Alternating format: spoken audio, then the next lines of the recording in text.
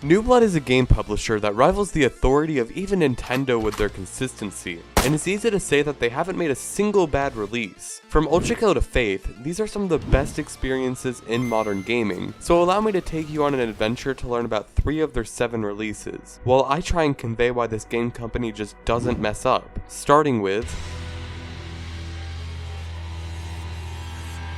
Megadeth is the pinnacle of gaming. I mean, you just really can't go wrong with it. This game is obviously an FPS game, but it's also a fishing simulator, a dating simulator, and a horror game. This game keeps throwing mechanics at you like bang bam boom, and it never stops. Every time you think you've figured something out, this game just completely subverts your expectations. I mean, check this gun out. Seems pretty standard, right? Well, you're wrong. It fires coins, and if you shoot them, it redirects its wealth to a demon in need. Or if shooting the coin is too casual for you, then you can punch it, and it'll do the same thing, but its damage will go from that of a bullet to a bullet train. On top of all this, you can perfect levels, which is a feeling that just can't be beat. And keep in mind, this game is only one of 3 games, and we haven't even explored all of its mechanics yet. Speaking of mechanics, remember how I mentioned style a few seconds ago? Well, if you don't, that's probably part of a larger issue, but anyways, Ultrakill culminates this into something called the style meter, and I don't think anybody has come up with more of a rewarding mechanic. When you see that meter go all the way from destructive to supreme to Ultrakill, your dopamine levels are set off like nothing you could ever experience in gaming, especially considered how style is typically gained. And that's not all P ranks are good for either. They also unlock secret bosses, all belonging to their respective act,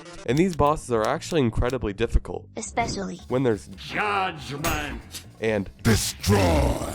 And these secrets go even further past these secret encounters, and this includes a dating simulator in which you conversate about existential dread, the mobile game Flow, and best of all, Crash Bandicoot? And the best part about this entire game, well, there's an absolute godsend of a mechanic, none other as Hamster.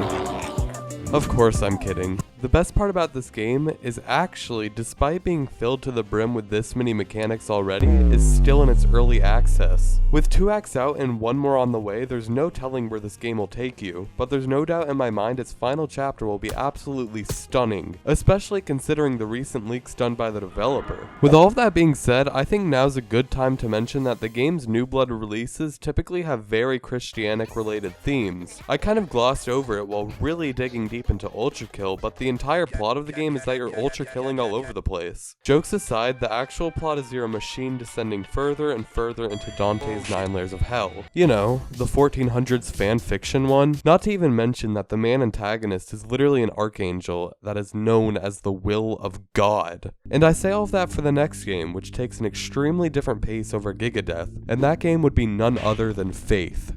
Let's go fight some demons. And the first thing you might notice about this game is that there's absolutely no Doomslayer robot. But worry not, we have the main character John Ward, who is on a quest to exterminate the demon scum that pollutes the earth. This game is sort of like a puzzle mystery game, so it's not as mechanically deep as Ultrakill, but in its current state, I'd say it has a lot more nuanced lore. In this game, you're a priest performing exorcisms on many different people and things, and all of this stuff loops back to one person, Gary. You go through the game collecting notes that slowly put together this incriminating story of the Satan-preaching lunatic. And that's not even talking about the horror of this game. As you could probably imagine, a game focused on hunting demons can actually be pretty terrifying. Take this clip for example.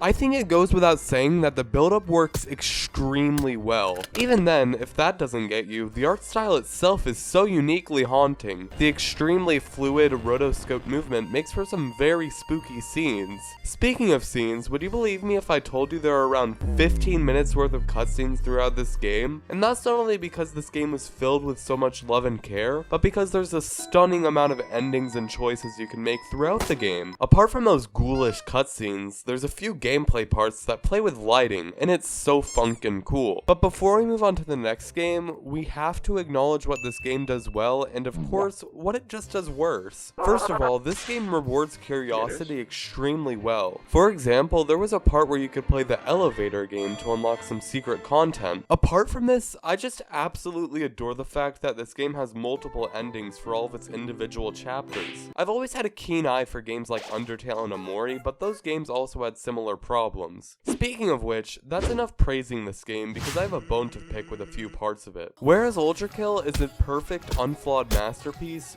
Faith has a few, admittedly near insignificant rough edges. First of all, there's just no sprint. I would usually be fine with this, but sometimes the save points can be a bit finicky and you have to spend a godforsaken amount of time doing what you just did all over again. On top of this, there's typically not a very cohesive map that directs you on where to go. Again, this is usually fine, but on stages like the elevator stage, it becomes very annoying. Apart from those two negative things, this game is nearly perfect. And even then, those two things make perfect sense to have in a game like this. And with all of that being said, it leaves us with one final game.